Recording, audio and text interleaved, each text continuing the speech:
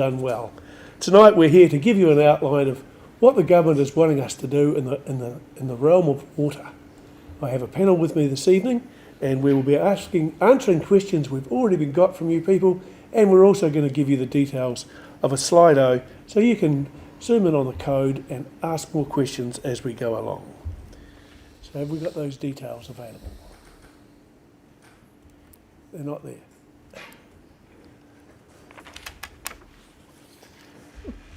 The panel I have with me tonight, I have Tim Mason, Executive Director of Infrastructure and Property on my left, and in the centre here I have Sophie McInnes, who is a Selwyn District Councillor from the Rolleston Ward. As you can see, the join the conversation link is up on the screen, and you can go to slido.com and put in the code, or you can scan the QR code to get in there. In saying that, now I've introduced the panel. We have a short video from the Mayor, who's unable to be here this evening, so we will roll the video.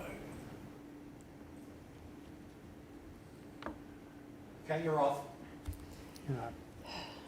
Water done well and how we implement new legislation for Selwyn District. I'm really sorry I can't be here in person this evening. I've got a family commitment that I need to be at. We've got some great experts here in the room and elected members to help answer your questions and explain the decisions that we're making. Whether or not we move to an in-house model, enhanced from where we are now, or to a new water services entity, both are going to require change, both are going to require increased costs for our community, and we want to make sure that we're making decisions in the best long-term interests of you and your family and the rest of our community. We're obviously really keen to hear your feedback, and some of that's going to require us answering some further questions that I know many of you have, so please keep the questions coming in tonight. And we want to hear your submissions into the system as well. So jump online, submit to us, and we want to take into account anything that we might not have previously considered. Again, long-term decision making for our community has helped us set up in a great place right now. 2015, we made some big decisions around water. We went to district-wide rating. Since then, we've made sure all our suppliers are UV treated. We've made sure that our communities have really low-cost water systems when we compare ourselves to the rest of the country. That's because Selwyn's been a leader. We've seen what's coming and we've set ourselves up early. And this decision around what we do with our water supplies is no different. We're out in front, we're wanting to lead this conversation for our community, and we know that Aotearoa New Zealand's watching. Other councils are making decisions similar to us right now too. So thank you for your involvement tonight, and I look forward to your participation. The Selwyn District Council is seeking your input on the Your Water Done Well consultation. This initiative is in response to the government's Local Water Done Well legislation, which aims to ensure safe, efficient and reliable water services for our community. Water is a precious resource, and with our district's population growing, it's crucial to plan ahead. This consultation will help shape how we manage our water services, ensuring we meet the needs of both current and future generations, and aligns with Waikirikiri Katoa Future Selwyn, our strategy for our district's future. Your feedback will influence our approach to delivering drinking water, wastewater and stormwater services in Waikirikiri Selwyn. The Council is considering two options for the future delivery of water services as part of this consultation. An in-house business unit, maintaining water in-house, noting that it will need to change to meet new government requirements, and in order to comply with these won't look like our current model of water delivery. Water Services Council controlled organisation, establishing a new specialist water entity. An in-house delivery model would mean the Selwyn District Council would retain direct control over the management and delivery of drinking water, wastewater and stormwater services. The in-house delivery model offers several benefits. Local control. The Council maintains full oversight and decision-making authority, ensuring that water services are tailored to the specific needs of our community. Integrated services. By maintaining water services in-house, we can integrate them more effectively with other council activities such as roading and land use planning. Community engagement. The Council can continue to engage directly with residents, ensuring that your feedback and concerns are addressed promptly. Cost and funding efficiency.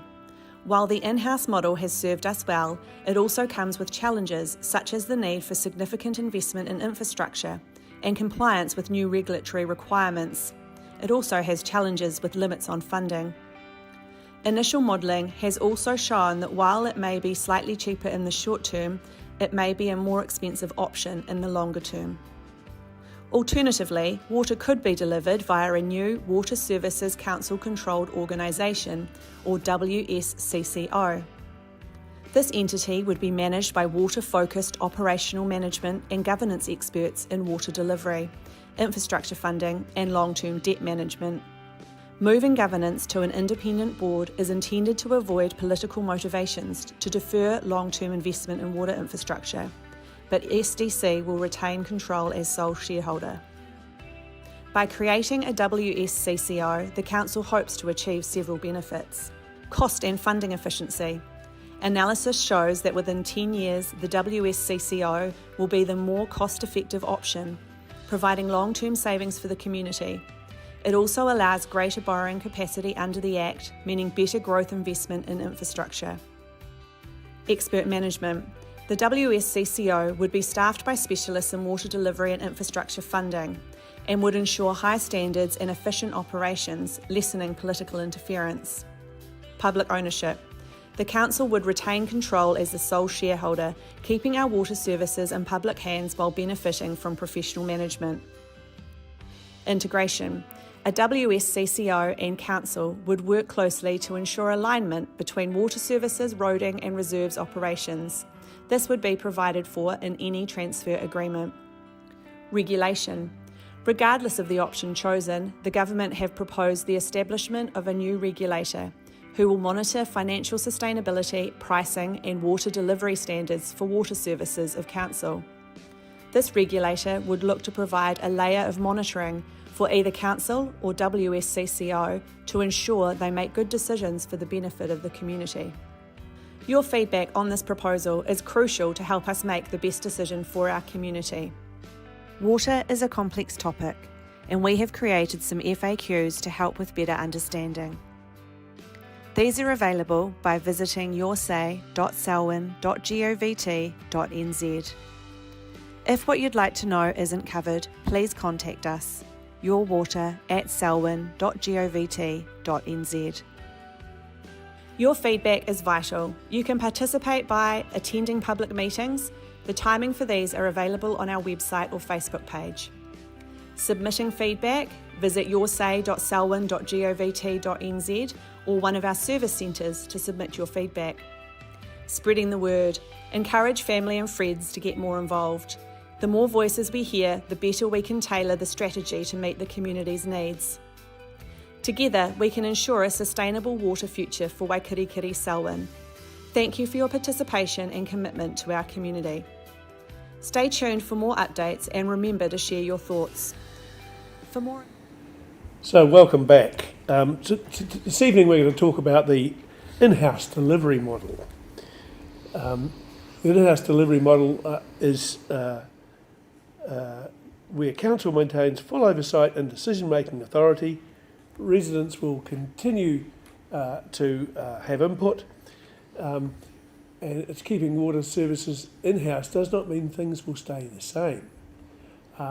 Minister Bishop announced on Friday that the in-house delivery model may have some higher hurdles to jump than a CCO, and it also they have the capacity to reject any water services plan that any council may put together, which we have to do, we are mandated to do by September. If the government and the DIA is not happy with that plan, if it thinks that it's financially not going to work, they then have the ability to direct a council to join an existing CCO. The costs at the start might be a cheaper option, but more expensive in the long term. The challenges we have is that it needs to keep pace with a growing population, competing for funding and limited supply capacity. And as you know, we are growing at 3% a year in Selwyn, 38% in the last 10 years. So we are a fast growing council, and these are things that we certainly have to take into account. Yeah. Now, You talk about the in-house for a bit more, the in-house, Yeah. yes. and some of the differences that are going to be coming our way is the new standards. So that doesn't matter which model we go for. There's still going to be increased regulation and standards that we'll all have to fund, eh? Yeah, absolutely. So we're not quite sure what that regulation is going to look like, but we know it's going to be a heavily regulated space, and we know there's going to be some significant additional cost to meet those regulations. Yeah. Yes, from the comments I've had with the Minister, it is obvious that they are going to change the standards that we have, and as I said earlier, the hurdles to jump will be somewhat higher. Yeah. From a cost perspective, Malcolm, I think for the in-house model, and I suppose we call it in-house, but it's important to note that this isn't the status quo. So the in-house model will look very different to what it looks like currently. We think there's probably some cost benefit in the short term, but it's quite possible with the in-house model and the additional regulation that'll be more expensive in the long run. Yeah. Yeah, so at the moment, we are somewhat unsure of the regulations as they are just being put to us, and hence we are speaking with you people and looking for your questions along the way, and we sometimes have as many questions as you. Yeah, but the main thing as well is with in-house, we're going to be limited to borrowing the same amount of. So councils, we get to borrow money based on how much the revenue is. That's literally how it's set up, and there's a limit based on percentage basis. And if we go for an in-house delivery model, we keep the same borrowing cap, don't we? Yeah, so we could borrow about 280% if we keep it in-house. It's one of the major benefits of potentially establishing a CCO is we can lift our borrowing to 500%. And that's really important to be able to fund some of the essential infrastructure we need to fund in the water space. Yeah, and lifting that borrowing also means that we can remove some of that debt off our council balance sheet, which should end up with our rates dropping in term and the water rate coming in underneath. Should. Yeah, unfortunately, one way or another, it's going to be more costly regardless. Although if you have your own bore and your own septic tank, then there is a bit less there. Although it looks like the regulations eventually will likely trickle down even to people with their own services. But they're starting with council-owned and then community supplies and shared rural. But yeah, meeting those standards is going to be tough to do it in a short space of time. If we don't have access to more borrowing. And we know that people don't like to hear about councils borrowing money. However, unfortunately, we still have to meet those standards. So it's a tricky space. It is a tricky space, and as yet we're not aware of what the standards will be. They may be more stringent, so that is open to us to find in the future. Yeah, but the modelling's been done based on what we know they're using as a basis, eh? It's the international sort of standards. You can predict roughly where it's going to land. We think so, yeah. Yeah. So our modelling shows that it is based off that. Yeah. We know, we know we're a growth council, and it's important that we can fund that growth. So yeah. It is very important that we can fund that growth for our burgeoning population and provide clean, potable drinking water at a standard that keeps us all healthy. Yeah. So that in a nutshell is where the in-house delivery model sits at this time, I think. Shall we move on to the CCO model? Yeah, the water services CCO. In this model, drinking water and wastewater would transfer to a new entity whose only focus is water. It would operate independently from our council with its own specialist board and dedicated water experts. It'll still be fully owned by the council, who would hold the WSCCO accountable for performance, safety, and most importantly, affordability. As previously said, it has a higher borrowing capacity for essential infrastructure investment, which is very important.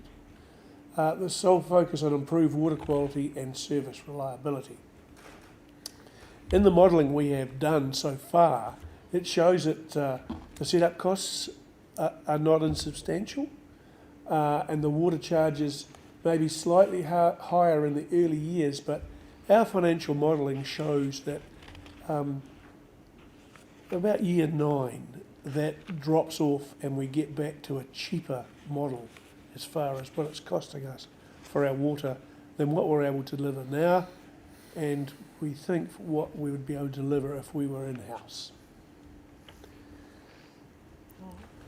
And a key feature of local water done well is increased transparency on how water services are delivered, including what ratepayers are funding, how efficient water providers are at delivering water services, as we can see from Wellington at the moment, very important.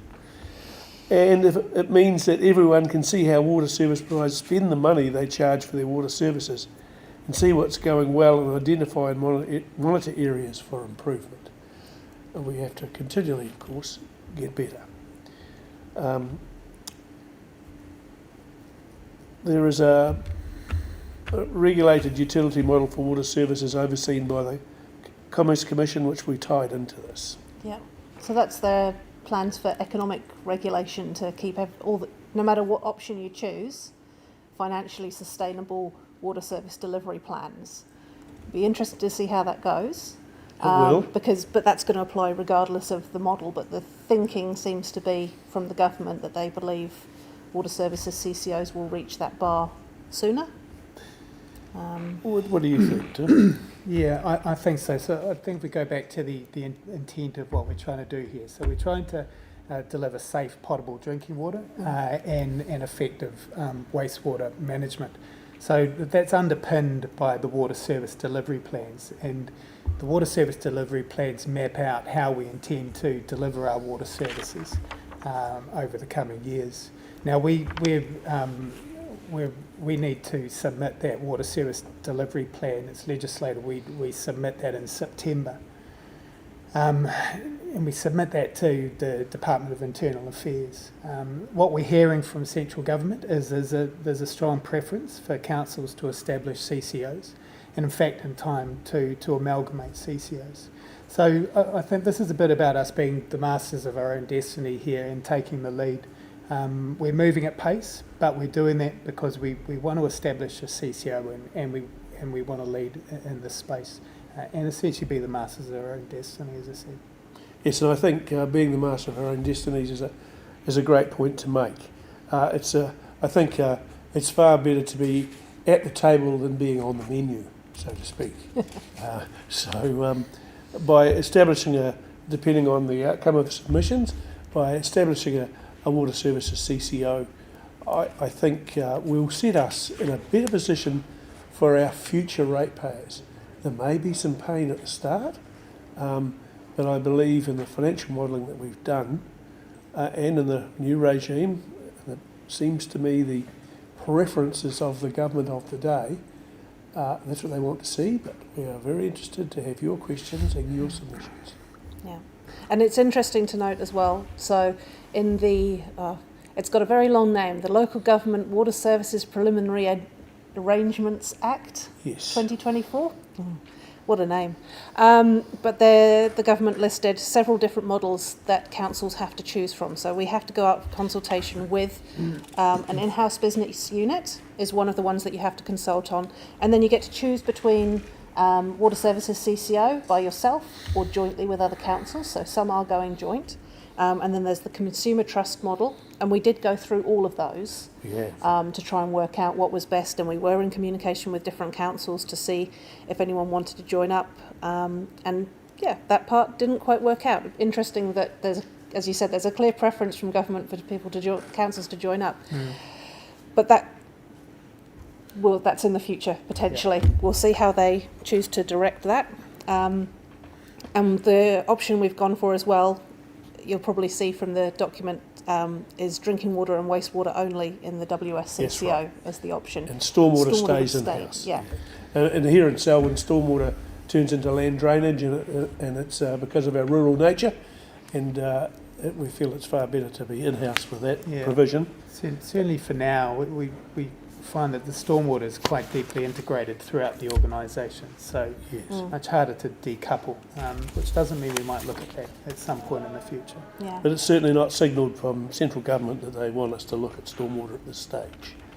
Yeah. Yeah. And I think it's interesting to note your point, Sophie, that last year we did extend a welcome to other councils who might want to join together and do something in the future. There are still certain councils making up their mind. There are still councils who are assessing it. There's councils watching very closely what we do. And I think in the next 10 years we will see changes. We will see amalgamations in sharing water services. This is obviously the intent of this government. And I'm sure that we really need to be looking for the long-term benefit of our ratepayers and not making short-term decisions.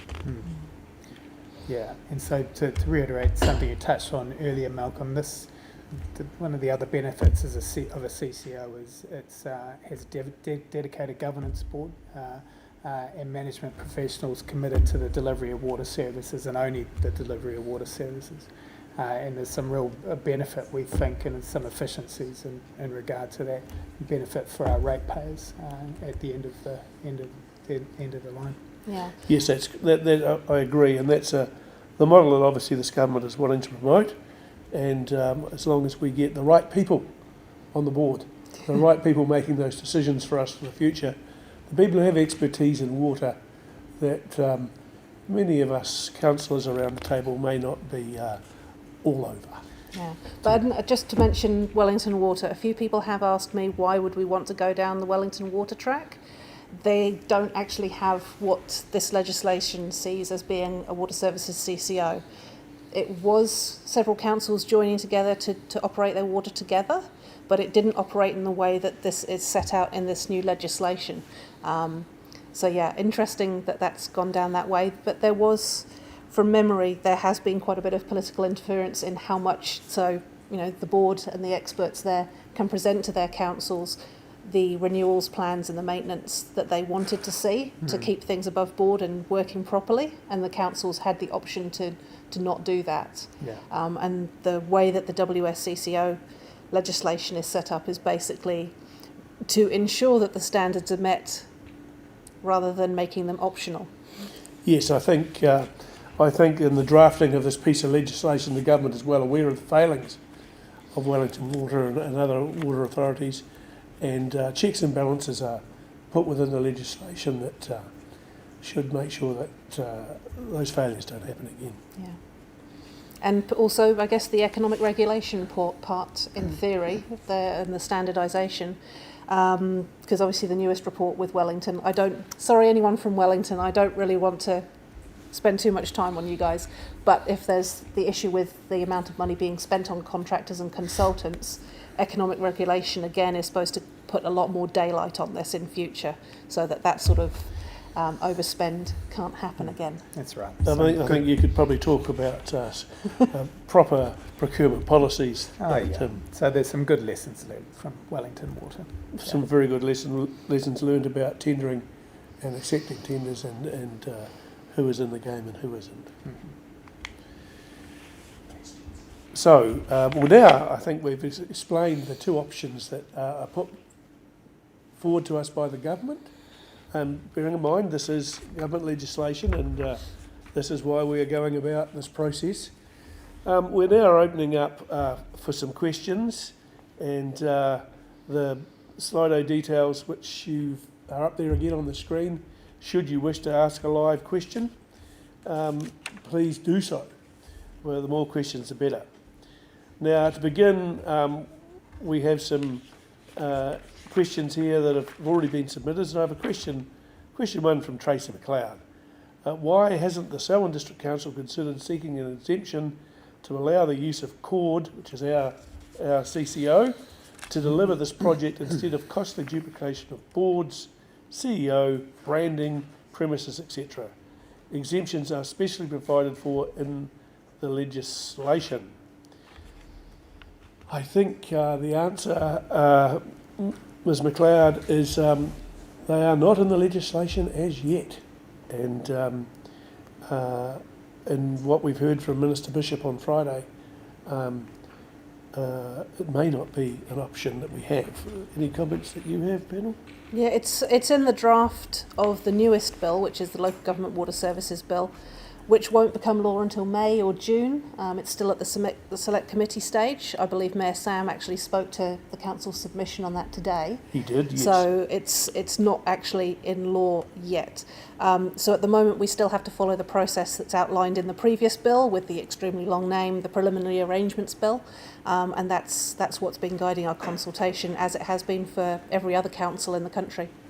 And as we've previously expressed, the in-house model is not as simple. It's not as simplistic as we've been led to believe. There are fishhooks along the way. So, question 2 from Anonymous. Oh, we have another question here. Good evening. Could you please explain what the office space at the Health Hub is currently rented by Selwyn for? Where exactly would the CCO, if we go ahead with it, be? How many staff for the CCO have already been engaged? How will mana whenua be involved in the CCO? So, starter for 10. Oh, we've lost the question. We lost the question. You would maybe put the question back up. As far as Yep. I understand, we currently have a lease at the Health Hub. We have an establishment team that's been pulled together to investigate the potential establishment of a CCO dependent on consultation.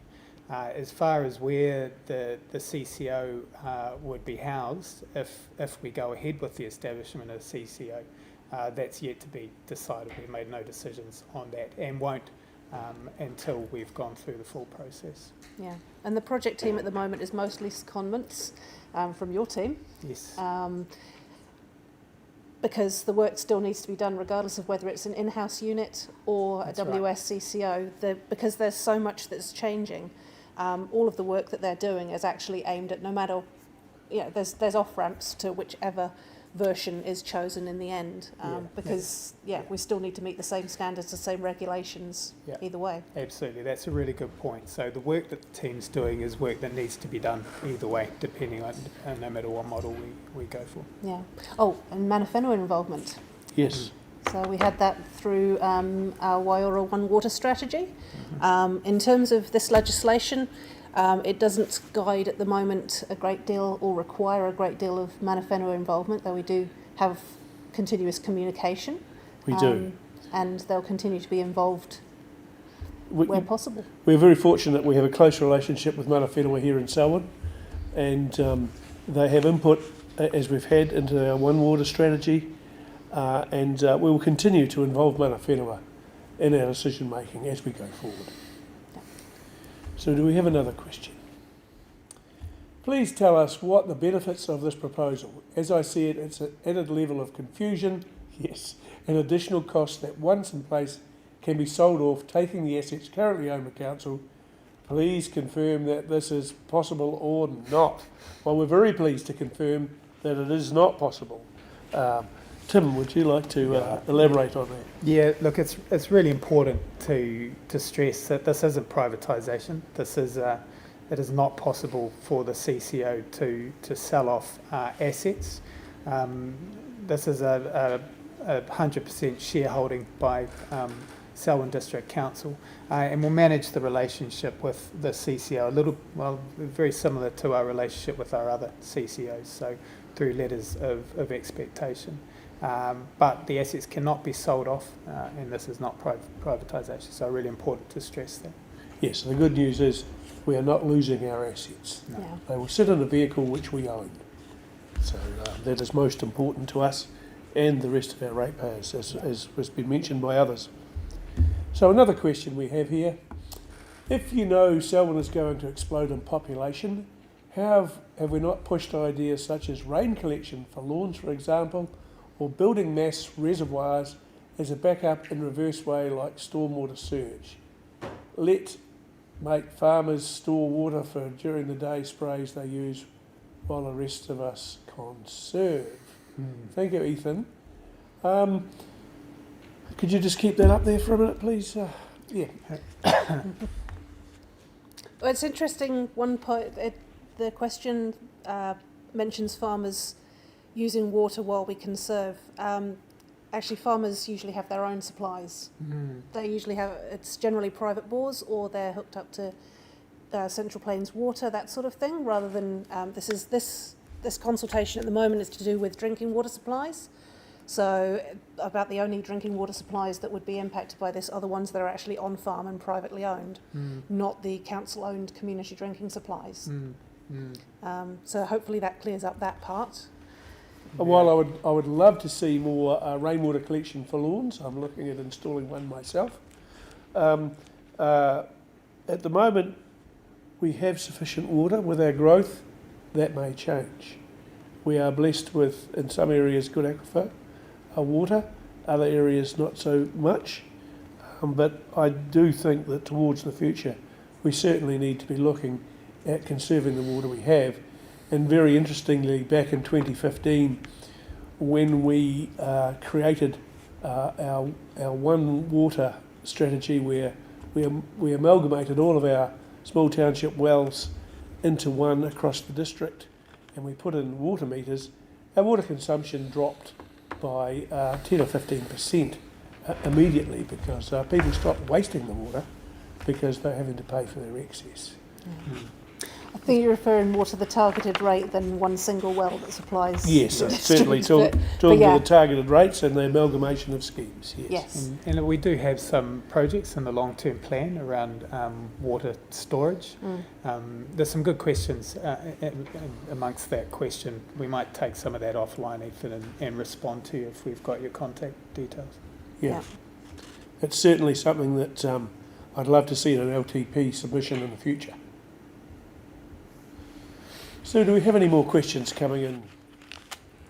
What is the rush? Why are SDC again rushing ahead, moving at pace rather than taking a more considered approach with proper time to assess options, give us facts, more details, and more time to weigh things up? You can opt to retain the in-house model for now and shift towards models in the future. Well, I think I partly answered that previously earlier on. We firmly believe that central government are moving towards councils setting up as CCOs and eventually amalgamating CCOs. We want to lead in this space and we want to get ahead of the game. We think there's some real benefit to setting up a CCO. And there's potentially opportunity down the line to amalgamate with other councils that are looking at doing the same.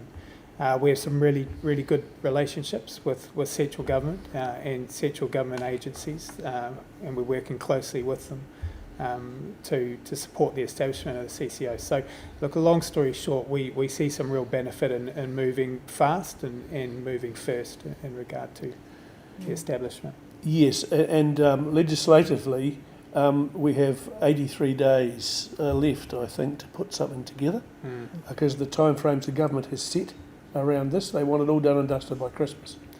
So we are having to move at pace. Yeah. And we would like to be a leader, not a follower. We would like to have our own CCO rather than have somebody else do one to us. Yeah. I think some of it, as well as quite logically, we're required to have whatever our chosen option is got to be live and operating from the 1st of July. And when you work backwards, looking through the legislation that exists at the moment, the number of requirements that need to be met, including consultation between now and then, actually sort of trying to work backwards and work out exactly how to do that. That's another reason for going early.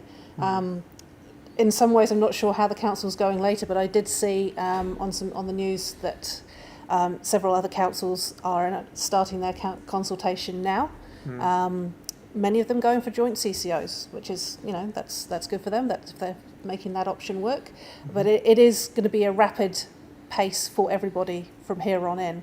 And while we haven't seen much on it on the media as yet regarding all of these consultations, they're going to be happening as quickly as possible.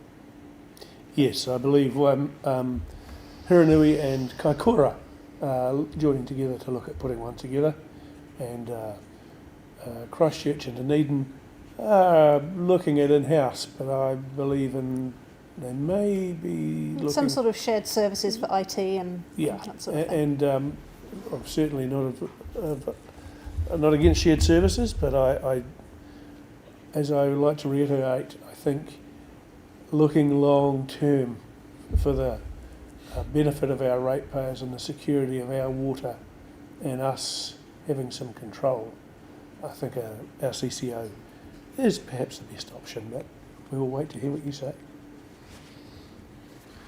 Do we have another question? On your, say, FAQ, frequently asked questions, it seems to say that if moved under the WSCCO that you plan no more projects than under the LTP. Why then are we looking to increase our borrowing up to 500% of revenue? Well, I think we mentioned the borrowing cap, and it gives us the flexibility to be able to borrow for our water and release some pressure on the council's balance sheet. Yeah, that's right. I mean, we're heavily leveraged when you look at our water assets, and we should be. We're a growth council. But we're right up against our debt ceiling. So this gives us a little bit of breathing room and enables us to do and invest, continue to invest in infrastructure that supports growth. I think the other part as well is those standards and regulations. Excuse me. There's new wastewater performance standards, there's new stormwater performance standards, and there's new infrastructure performance standards, which, yes, we haven't seen the details for yet, but though we know from what we've been told by Department of Internal Affairs and the various ministers that this will be requiring a lot more upgrades than we might have done in quite so short a time otherwise. Yes, one could say these regulations are in the pipeline. But sorry, Mr. Dad joke. Yeah, sorry, I couldn't resist. It is concerning, but it is the way the government is running. This government is running at pace, as you've seen for their first 100 days of legislative change, and their willingness to get this up and going by Christmas. Hence the haste, and hence why we're doing what we're doing Before Christmas. Before Christmas, and freeing up our balance sheet to a certain extent will make it easier for us long term as a council, and reflect on our rates, which unfortunately are at the level they are at this time. Yeah. It's also probably worth noting it's easier for the CCO to manage debt. It can spread debt over a longer period of time than the council currently can, and the benefit to that is you can manage your peaks and troughs a little bit better, so you're not going to see spikes in rates like you potentially would with an in-house model. Exactly, and I think as the Mayor mentioned previously, it'll give the chance for the generations following to pay for the infrastructure we've put in for them at this time by using borrowing to do that. Intergenerational equity. Do we have another question? On what protection is there from the WSCCO being sold off as an asset at a later date? Grace. Well, as we've mentioned previously, Grace, this is not permitted in the legislation. Assets cannot be on-sold. So the legislation, I think, is quite clear that they have to stay. Assets stay within our councils and are not in a position where they'll get flicked off, so public capital becomes private capital. Yeah, I mean, there is always that fear. So I grew up during the period of the UK water services being privatised, and that has not gone well for the UK public. So I guess there is that fear that a lot of us have seen this happen in the past, and we don't want to see it happen in New Zealand. There is always the fear that legislation will be changed again that would allow that. And I guess in that sense, we can't predict that as a council. All we can do is say that, as with just about any other bill that has relevance for council operations, we would submit very strongly against that. And I assume that every other person and council would do as well, because, yeah, as you've already said, nobody wants to see these assets privatised. Exactly. No, it's very important that we hold on to the value of our assets. Another question, please. Why are we keeping stormwater in-house? Won't that create a duplication of technical and management staff with the WSCCO? Anonymous. Yeah, good question.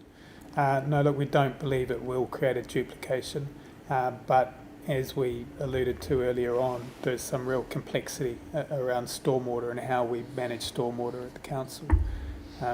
It's integrated with lots of other council areas of council, which makes it really difficult to ring fence and separate at this point. The legislation does speak to surface water as well as potable water and wastewater. We're making the decision at this time not to include surface water. However, as I said earlier, that's something that we might review in time. But for now, given the complexities, we think the right thing to do is to focus on wastewater and potable water. Yeah, because our stormwater is quite high. It's quite tied to reserves and roads as well. Yeah, so at the exactly. moment, trying to untie all of that would be rather difficult. Yeah. But also in Selwyn, we've got stockwater races and land drainage as well, which means that the surface water team don't just deal with stormwater. And actually, if stormwater went into the in-house model or into a WSCCO, then actually that would be the part that creates the duplication.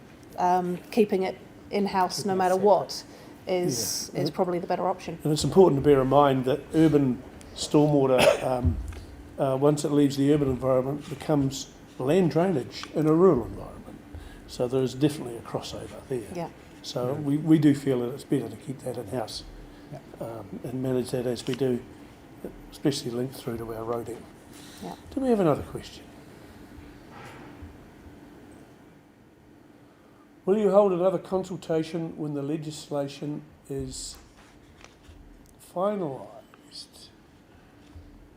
Well, Neil, thank you, Neil, for your question.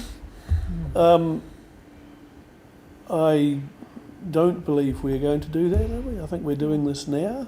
The only reason in the legislation to hold the trigger for another consultation on this matter is if you choose to change the model again. So, for instance, if you choose to join a joint CCO. Yeah. So in that case, yes, we would have to do another consultation, but otherwise... And it's not clear at the moment, is it? So some of that detail will be coming out in the final piece of legislation. And it might speak to the requirements to consult for a second time. We're not clear. I think at this point we're planning on doing one consultation. Yeah. Yes, at this stage. and I think if we do go down the track of a CCO and somebody else wants to join us, then I think we will then have to go out to consultation to ask our community whether they wish that to happen. Yeah, and I'm not sure how that stands. Again, without that last bill that isn't going to be confirmed until May or June, it's a bit hard to tell, because if the minister directs a council to join another council, we don't know whether that will require a consultation. No, it's not yet clear. It's not clear. This legislation, I have the feeling it's been written in haste, and so I do hope it's well written. Another question. Please share those real benefits of forming a CCO and why those benefits do not accrue if you move a bit slower. You began deciding appointing CCO positions in early January, but why did consultation not open until late February? Feels like we're being railroaded in a shallow sham consultation. I'm disappointed in that question. We have already given you some of those reasons why we're having to move fast, because the government is moving fast. We have not really appointed a great deal of CCO positions at all at this time. Well, we haven't appointed any, Malcolm. No, so we haven't appointed any. It's really important to note these are establishment positions, looking at and investigating the options. And as we said, earlier on, they're not just working on the options in relation to the CCO, they're also looking at options in regard to keeping our services in-house. Yeah. So these are establishment positions, these are not CCO positions. So these are our staff that we have, in-house staff, being seconded into these roles. That's right. To do this necessary work, which has been directed by the government.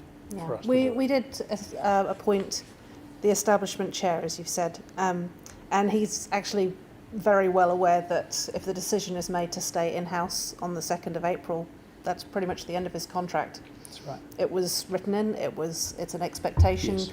and it's a known factor, and same for anybody who's been seconded into that unit. But like we've said as well, the level of work that's required to meet the legislation, regardless of which option, actually some staffing decisions did need to be made. That doesn't mean that they're all new staff. They are just people who are working in a team on a very specific set of requirements right now. That's right. It is. And working at speed, as we're mandated to by the coalition government. Another question. So, go with the status quo option so you can, in May, ask for the exemption. Why would you not do this? Exemption?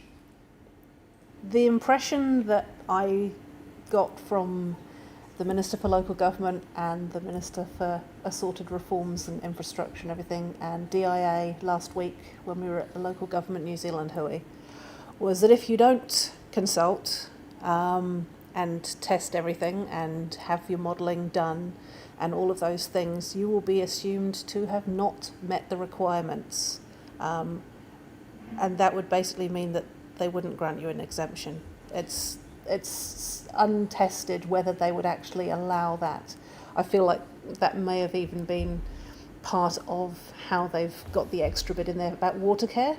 But water care in Auckland has been operating in a different way to everybody else for a long time.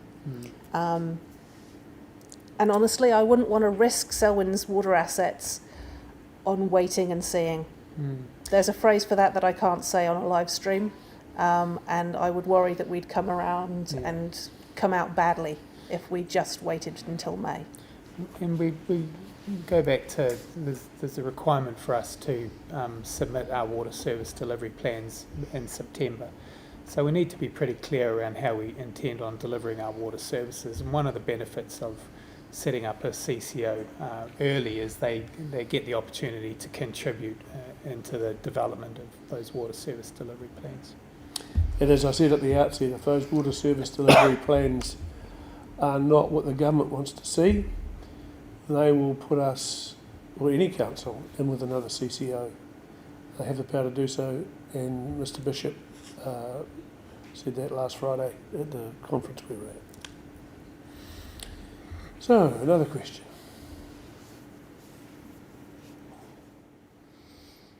Why are we not doing a joint WSCCA? Great question. We went to our partner councils around the whole of the Ngāi Tahu Takiwā last year, and we suggested to them we could all do this together. Kumbaya, we'll hold hands and we'll make it all work. There has been a great deal of confusion around the legislation because the legislation is only coming out in tranches as we speak, more coming out in June. We do feel that by setting one up straight away, we are in charge of our destiny, and if others want to join us, that's a decision we can look at and make further down the track. Yeah. I mean, some of our neighbouring councils, it was absolutely worth having that conversation. Christchurch have always been quite adamant that they would like to go by themselves. It was quite interesting when they announced potentially doing some shared services with Dunedin, but that's not a joint WSCCO. That's just shared services, and to be honest, that has been legal for around 30 years. Yes. And yet that hasn't happened until now, suddenly. Waimakariri were going to go jointly with Hurunui and Kaikoura. They are now going out with a preferred in-house model, we believe, but we haven't seen the details. And there was a non-contiguous option Yes. that we were looking at, and there were a few councils that were open to that idea. However, in terms of what that would look like when your options, we do love our colleagues in Buller and Southland, however, that was going to be quite awkward to try and manage as a financially sustainable WSCCO jointly. So at that point, it became clearer that a solo WSCCO is the best option until there's a bit more of a harmonisation between other neighbouring councils. That's exactly And right. should the time come,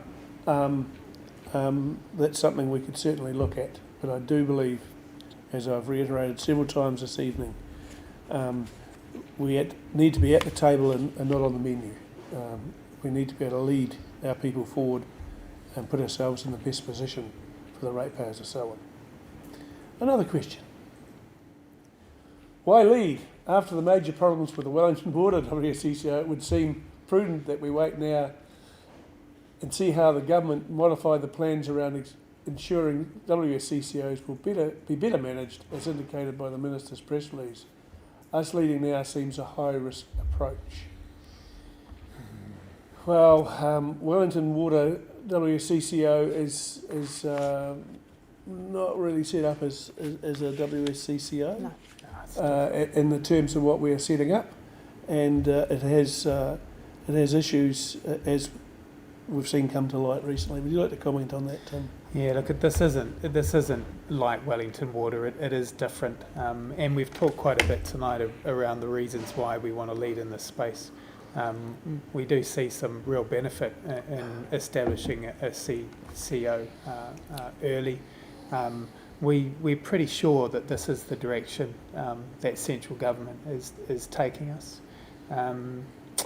Get a sense that depending on how things go in September, with all councils submitting their water service delivery plans, if DIA are not happy with the plan on how we're intending on delivering our services, they could use their powers to dictate what they think we should be doing, and we're trying to avoid that. So, yep, there is some risk, so we acknowledge that, but we think there's a bigger risk in just sitting back and not taking a lead in this. Yeah, and the Wellington group of councils that were part of Wellington Water, which I think we mentioned before isn't how the legislation sees a water services CCO going in future. Wellington Water councils were actually going to have to go out for their own consultation if they wanted to form a joint WSCCO themselves under this legislation. That was actually something that they still have to do, regardless of new revelations regarding how the existing model has operated. Yes, the structure that they have is not what the government has in mind for future structures. Yep. Will you take feedback seriously if ratepayers determine a CCO is not the way to proceed? If there is a percentage threshold, if a majority oppose it, some panel commentary suggests the council wants to establish a CCO and place further debt onto ratepayers. Comments? This is a hard one to answer because part of the responsibility of making this decision, and it's certainly not just Malcolm and I and Tim's input and everything else, we're literally required to try and make the best decision that we see going forwards, not based on the level of debt or rating that it would mean for the next 2, 3, 4, 5 years. We're actually required to think about the next 10, 20, 30 plus years. That is literally our job round this table, always. I don't know how it's going to go because some of it will be not just a yes or no. We want to hear your reasons, and for me particularly, the reasons why you believe a certain one or the other option is the more beneficial, is going to be more important than keep my rates low, because it's not just about rates. It's about safe drinking water and environmental standards. And even just in terms of safe drinking water, the benefits of safe drinking water, reducing time off with gastrobugs, for instance. That's actually quite massive in the country, believe it or not. You wouldn't see that coming back to you in your rates as a saving, but you would see it coming back in the savings to the health system, for instance. You'd be seeing people taking less time off work, or kids not missing school as much, and then their parents missing work because the kids are missing school. In terms of environmental protections, you'd be seeing less cleanup costs is the idea of all of these other standards. So in the sense that, yes, rates get higher, local government doesn't actually only really, in terms of tax take of the entire country, local government even now is less than 10%, I believe, of the entire tax take. Health, 4%. Environment, that sort of thing, that comes out in other ways. And it is hard to balance. I know I'm rambling a wee bit with this. I just want to hear your reasons, is my big thing. I want to hear more than just yes or no. Yeah, and as with any submission process, we listen with an open mind, not an empty one. And I'm very interested to hear what people have to say. There will be ongoing debt with water, no matter what we do. 86% of your rate spend goes on water and transport at this time. As I've said earlier, in an area growing as fast as we are, we have infrastructure to put in, and in 50 years' time we'll have infrastructure to renew. So we need to be in a position where, as that infrastructure ages, that we can replace and refresh what we do. So you come back to the intent. What are we trying to do here? We're trying to provide safe drinking water and wastewater services for generations to come. And what's the best model that's going to deliver that?